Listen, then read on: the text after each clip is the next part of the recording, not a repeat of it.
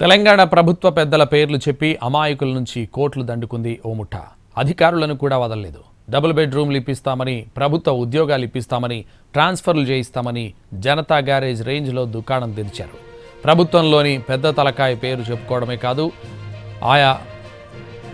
అలా మాట్లాడుతూ అధికారులనే బురిడీ కొట్టించారు కంత్రిగాడు.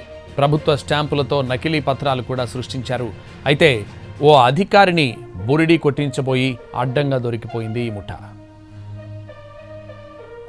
6 సభ్యుల ముఠాను పోలీసులు పట్టుకున్నారు. రాచకొండ కమిషనరేట్ పరిధిలో అడ్డగోలుగా మోసాలకు పాల్పడినట్టు గుర్తించారు.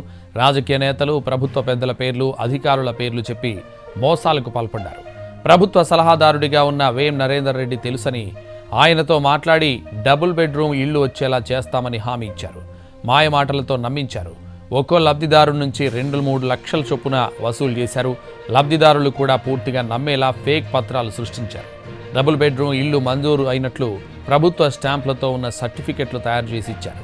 నిజమేనని నమ్మి మరికొందరు ఈ ముఠాను కలిశారు. ఇక ఫుడ్ కార్పొరేషన్ ఆఫ్ ఇండియాలో ఉద్యోగాలు ఇప్పిస్తామంటూ కూడా మోసాలకు పాల్పడింది ముఠా. ముఠాకు సహకరించిన వ్యక్తులపై చర్యలు తీసుకుంటామన్నారు పోలీసులు. ఫేక్ పత్రాలు సృష్టించిన డిజైనర్, స్టాంపులు తయారు చేసిన వ్యక్తుల గురించి కూపీ లాగుతున్నామన్నారు.